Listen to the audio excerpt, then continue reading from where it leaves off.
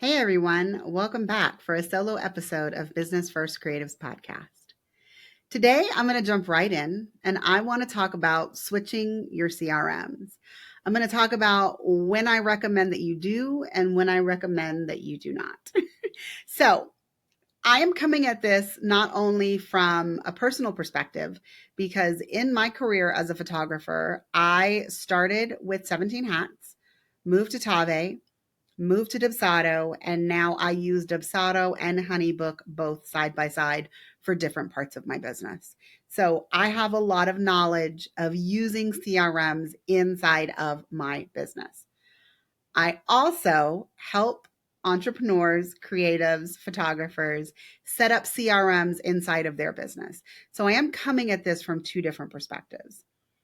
And changing a CRM is not for the faint of heart.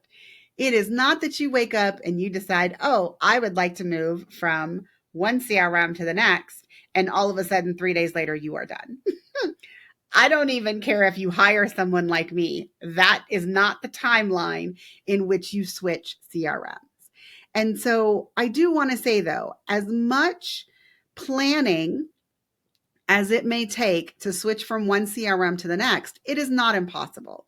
But I do want to encourage everyone to have a very good reason for switching a CRM inside of your business.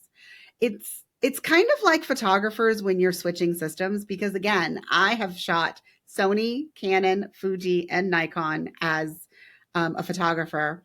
And each time I bought a new camera, I bought new lenses, and then I ended up selling all of my old equipment. But those are pieces of equipment. It is not so simple when you are switching CRMs. Okay, so we are going to talk a little bit about what you should consider before you jump into a CRM switch.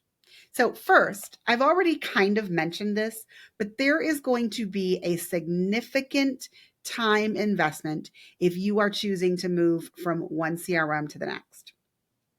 And I absolutely recommend that you have an overlap between your two CRMs. So let's say that you decide on January 1st that you are going to start a subscription for a new CRM and you are going to start building out in that CRM. I would say it's going to take you a minimum of 2 weeks in order to get everything set up inside of your new CRM if you are going to do it yourself. That is 2 weeks of a lot of hard work in order to get your new CRM set up. But that doesn't mean that you can automatically turn your old CRM off and stop paying for it. You still need to figure out what to do for your currently in progress clients, because if you have any clients that are on autopay, I highly do not recommend that you switch their systems so that you have to set up an autopay inside of a new CRM. So it's going to take time for you to set up the new CRM. And then you are going to have an overlap period where you are accepting new clients in your new CRM.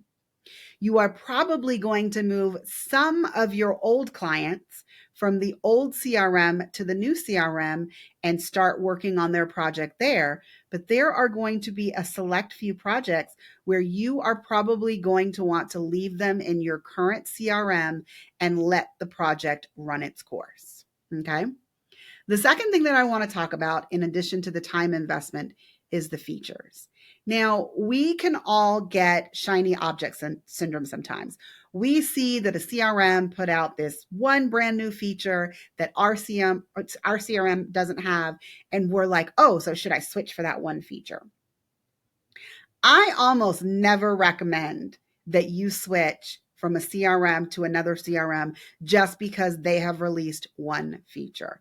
CRMs are constantly releasing new features. So if you are trying to switch because a different CRM has this feature, I would honestly make sure that if there is nothing else wrong with your current CRM, that you are making sure that that is not in their planning, that they are going to release that anytime soon. Because again, you would have spent significant time and money in order to migrate your business from one CRM to the next, only for you to realize that if you had just been a little patient or waited a little longer, that your original CRM would get that feature as well. Now, this is not to say that if you have one of those CRMs where you feel like you have maximized all of the features that it has, and that by not having additional automations or additional forms or scheduling or whatever that feature is, if you feel like that is legitimately holding your business back, then that is a reason to switch CRMs. But just one single new feature, maybe even two or three, that is typically not a reason to switch from one CRM to the next. And the last item that I want to highlight is pricing, because that is a hot button topic right now. If you are with a CRM and they have raised your prices and you are like, that's too much for me, I want to look for a cheaper alternative, I am going to refer you back to the first thing that I want you to consider. Yes, you will be paying more money for your current CRM long term, but is it actually going to be worth the savings when you compare it to the time investment? So if your new CRM is going to cost you $20 extra a month, and other than the price increase, you love your CRM, it works for your business, you feel comfortable using it, I would really recommend that you not just immediately jump ship because of the increase of cost without considering if you can simply raise your prices in order to pay the additional fee. Now, of course, it depends on what kind of price increase we're talking about, but all things being equal, there is an actual cost associated with that time investment. It is time for you to move all of your assets over. It is time for you to learn another CRM. It is time that you are going to be using two CRMs virtually side by side until you can finally let the other CRM go. So it is not as simple as saying, if I switch CRMs, I will save this many dollars per month. You do have to look at the bigger picture. Okay. Now, if you have considered all of those and you are still like, Colie, I have made up my mind, I want to switch CRMs, these are going to be my 3 tips so that you can get organized before you make the switch. Now, the first one might seem a little weird.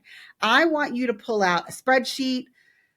I really wouldn't do this on a piece of paper, but if you want to write it down with a piece of paper, you can. But I would get a spreadsheet or an Airtable Hub or a Click-It task list, whatever it is that you feel comfortable using. And I want you to create a very detailed list of all of your current CRM assets. And when I say assets, I mean every single email template, every single form template, every single workflow, and every single package that you are currently offering inside of your CRM. Okay, I want you to make this detailed list, inventory, if you will, of your assets, because I want you to know what each of these assets is and where it's located in your business. Because when you actually begin setting up your new CRM, it is going to be helpful if you can come to this one master document, click on a link, it opens the email template, and you are basically copying and pasting it from one CRM to the next. You are going to have to modify the smart fields, but in general, this is going to be the most efficient way to get your assets copied from one CRM to the next. And this is regardless if you are the one that's migrating or if you are hiring somebody to do it for you. Now, if you are going to hire someone, make sure that they are not going to do that for you as part of the process, because I personally do that now because it makes it easier for me and my team to make sure that we have moved over the items that you need. The second thing that I want you to do when you have decided to move from one CRM to the next is you need to make a backup of your data. And by data, I mean your current client list, all of their contact information, all of the invoices and sales and projects that you have worked with them on, as well as copies of their contracts. Now, how far back should you go? As far back as you have time for. I'm going to be honest. I tell most people minimum of 2 to 3 years. You should be getting that information, especially if you have clients that come back often. Now, beyond that, you need to decide whether or not you think it's still helpful for you to download copies of all of the contracts. I will say one of the most difficult parts of changing CRMs is that there is no master download. There is no way for you to click a button and basically download everything out of a CRM. None of them are built this way. So we are talking about going into individual projects, downloading contracts as PDFs, downloading invoices as PDFs, and hopefully your current CRM will allow you to export all of your financial data, including payments that your clients have made, when their projects were, in a CSV file. I hope that your current CRM allows you to do that. The third thing that I want you to do is I want you to start your trial account. No one should be making a decision to go from one CRM to the next CRM without actually trying out the CRM for yourself. It doesn't matter if I'm telling you what my recommendation is. Going into a CRM is like holding a camera. It doesn't matter how good the camera is. If it feels weird in your hand and you don't understand the layout, you don't like the menus, you don't like where the buttons are, you are going to feel a certain kind of way about going into that CRM and working on your business every single day. Your CRM has to be a piece of software that you enjoy going into work. If you log in every day and you hate being in there, it is going to make it hard to become a part of your business. All right. Once you have all three of those things done, it is now time to start migrating and setting up your new CRM. So the first thing that you're going to want to do is connect all of your integrations. We're talking about your email accounts, your calendar accounts, your payment accounts, and any other tool like QuickBooks that your business may rely on that your new CRM has an integration for. I highly recommend that you get all of these set up and that you make sure that they are working and verified before you move on to getting any other assets into your brand new CRM account. The second part is the most time heavy, and that is replicating and migrating all of your assets. Now, emails are the one thing that it is going to be simple to copy and paste. Nothing else is going to be simple to copy and paste.